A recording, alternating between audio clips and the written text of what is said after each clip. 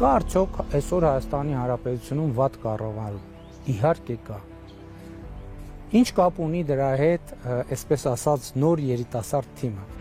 Այսօր կառավարման ճգնաժամ չկա, քանի որ Հայաստանում առհասարակ չկա կառավարում։ Երկիրը փլուզվում է մեր բնակչության, մտավորականության, վերնախավի, նիստուկացի պատճառով։ Դարերով կուտակված այս ախտերը պարբերաբար պայթում են մեր գլխին, ինչպես 1920-ի Ալեքսանդրապոլի, հիմա էլ 2020-ի նոյեմբերի 9-ի նվաստացուցիչ դաշնագրով եւ ստորագրվելիք այսպես կոչված խաղաղության համաձայնագրով։ Եթե հարցը հասնի ընդհուպ Երևանին եւ թշնամին տարբեր ուղղություններով մտնի մայրաքաղաք, մինչեւ չհասնի Կասկադի սրճարաններ, ինչ է, մարդիկ այնտեղ հանգիստ սրճելու են, սրանց չսատարելով, բայց եւ անտարբեր մնալով, 1915-ին շատ հայեր ասում էին մեզ զենք մի տվեք, որ դա տեսնելով թուրքը մեզ չկոտորի, իսկ երբ մի գյուղի բնակիչներին մորթում էին, հարևան գյուղը հաճախ չէր արձագանքում։ Մեր այս բացասական որակները խմորվել են դարեր շարունակ։ Տարիներ առաջ ձևավորվեց հումանիտար գիտության, հայոց պատմության կորը կառավարման տեսության տեսանկյունից։ Վերջին 150 տարում այդ կորի բացասական տիրույթում ենք։ Մեր վերացումը սկսվեց դեռևս Համիդյան ջարդերից։ Մեր երկրում կա ընդգծված խավ, որին պետք է մեր պետությունը։ Եթե չկա այդպիսին, ուրեմն երկիրն էլ չի լինի, քանի որ շահառու չունենք։ Ձևական, կեղծավոր, ճառասած, սոցցանցերում հայրենասիրական կոչեր անող մարդիկ շատ են, բայց գետնի վրա էլիտայի, մտավորականության, ազգային, պետական, արժեքային իմաստով ընդունելի անուններ քիչ կան։ Այս խավը դնենք մի կողմ, բնակչության մեջ էլ Երևանի որևէ թաղամասում քիչ կան վստահելի համայնքներ։ Այդպիսիք քիչ են նաև մարզերում։ Սյունիքը վտանգված է, բայց այնտեղ թիմ ընտրություններով 2 տարի առաջ ընտրում էին սրանց, երբ թվում է այն պատմականորեն պինդ գոտի էր։ Սա մեր այսօրվա վիճակի հավաքական արդյունքն է։ 2018-ի ապրիլին փողոցներում արվող խորովածն Արցախի զոհաբերության մատաղն էր։ Ապրիլի 23-ին արդեն վերադարձի եւ փոխանակման հնարավորություն չունեինք։ Այդ օրը մենք կամավոր ստորագրեցինք մեր դատավճիռը, դա մենք էինք, ոչ թե թուրքը, ռուսը, ֆրանսիացին կամ ամերիկացին։ Մարդու թույլ տեսակը մեղադրանքի սլաքն իրենից դուրս է ուղում։ Մենք պետք է լինենք աշխարհի չակերտյալ ամենաերջանիկ ժողովուրդը, քանի որ մեր կորուստները, բնակչությունն ու իշխանությունը գոնե մինչև վերջերս ներդաշնակ էին։ Մարդկանց դեմքերը փողոցներում որքան հանդարտ են։ Ասում ենք, ինչպես էին դերձորում հազարավոր հայերի ընդամենը 2-3 հրացանավոր ասկյար ուղեկցում։ Մեզ օրը ցերեկով կոտորում են եւ բոլորը դեմքի հիմար արտահայտությամբ զարմացած նայում են։ Ընդդիմության ենթադրյալ առաջնորդները, որոնք պիտի դիմադրություն ձևավորեն, ոչ թե կեղծավոր, այլ իրապես հայրենասեր, արժանի եւ ունակ մարդիկ պիտի լինեն, բայց նրանք ծանր հոգեվիճակում են։ Հիշենք Նժդեհի ամփոփիչ բնութագիրը մեր ժողովրդին՝ ապերախտ ժողովուրդ։ Անդրանիկի, Ղազարոս Աղայանի նամակները, Հովանես Թումանյանի դառնացած ժողովուրդ հոդվածը։ Կարելի է հասնել ընդհուպ 5-րդ դար Մովսես Խորենացու ողբին, տպավորությունը, որ այն գրված է 2018 թվականի ապրիլին սկսված իրականության մասին։ 1.5 հազարամյակ շարունակ ոչինչ չի փոխվել, դա անգամ ավելի վաղ է սկսվել։ Դեռևս մեր թվարկությունից առաջ 4-րդ դարում Ալեքսանդր Մակեդոնացու արշավանքների ժամանակ այդ ախտորոշումը կար։ Նա Հայաստան չմտավ, բայց նրանից հետո հայերը հելլենիզմ ընդունեցին, չլինելով գրավված։ Եթե անգամ կան այդ փոքրաթիվ ունակ մարդիկ, նրանք կասկածում են, որ եթե իրենք վերցնեն դիմադրության դրոշը, բնակչությունն իրենց մեջքից կարող է խփել։ Այդքանից հետո դժվար է առաջնորդել ժողովրդին։ Մեր ազգի մեջ այո, կա մի քանի հոգի, որոնք ունակ են, կարող են, պատրաստ են եւ ցանկանում են հարցը լուծել։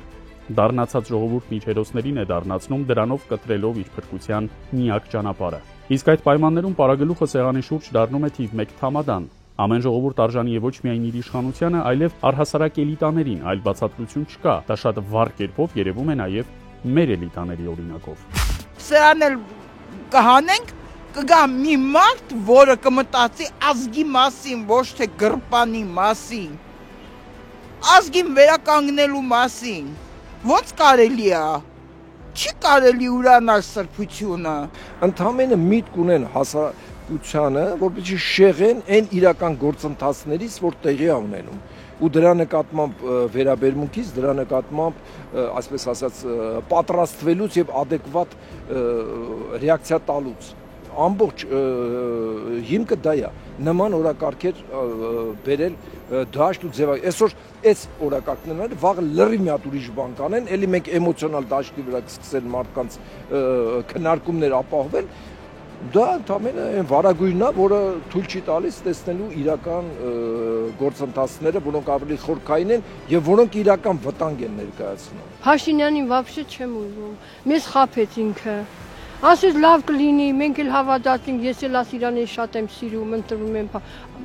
Ալեն Սիմոնյանին էլ էի ուզում, բայց հիմա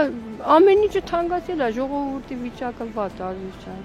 չեն կարում մարդիկ, շատ մարդիկ չեն կարում հաց առնեն։ Ոչ կողմ չենք գալատը անում Փաշինյանը։ Ուրիշ բան թող մտածի ժողովրդի վիճակը լավացնի մի քիչ։ Ոչ մի գործարան բան չի աշխատում, ես ինչ է ժողովուրդը թափառում են անգործ։ Ոչ, պետք է լինի եկեղեցի, պետք է միշտ հիշեն Արցախի ցեղասպանությանը։ Մադրություն են փոխում, ինչ են անում, լրիվ հակահայկական, Հայաստանի լրիվ կողքրտելու բանա։ Ուզում եմ վերջնականապես ջնջի Հայաստան բառը, քարտեզի երեսից այդ մարդը։ Խոսքարաբերում է նրան, որ Փաշինյանը դեմ է բոլոր ամեն ինչին դեպի լավ ապագային։ Իսկ Հայաստանի գոյատևմանը բացարձակ դեմ չի։ Նրա ցանկությունը միայն Հայաստանի վերացումն է, թրքացում, ուրիշ ոչ մի բան։ Այդ մարդը ուրիշի դրածունն է, ուրիշ երկրի թելադրանքն է կատարում, մենք ինչ գործ ունենք Փաշինյանի հետ։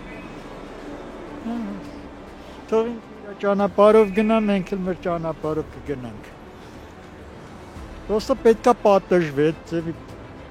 սրիկաները ընդհանրապես արժանի չեն ապրելու երկար։ Ես լրիվ դեմ եմ, եթե Արցախի եւ ցեղասպանության հարցերը չեն շուրշափվելու։ Ցեղասպանությունը չես կարող չճանաչել։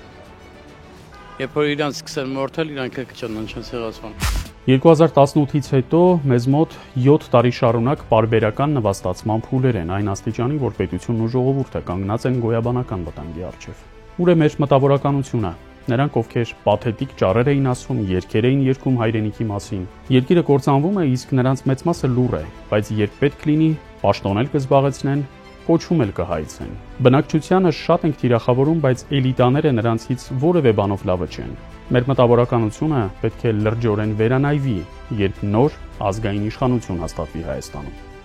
Որոշիր հարգելի քաղաքացի, թե որ երեսն է ճիշտ։